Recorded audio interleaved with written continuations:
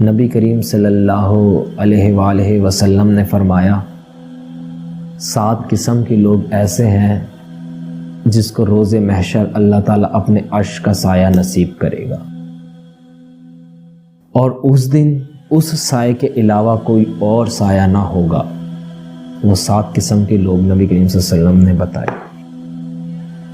उसमें पहला वो हुक्मरान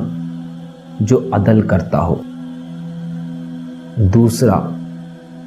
वो शख्स जिसका दिल मस्जिद में लगा रहता हो, तीसरा वो नौजवान जो अपनी जवानी इबादत में गुजारता हो। याद रहे, इबादत सिर्फ फ़राइज़ को अदा करना नहीं है,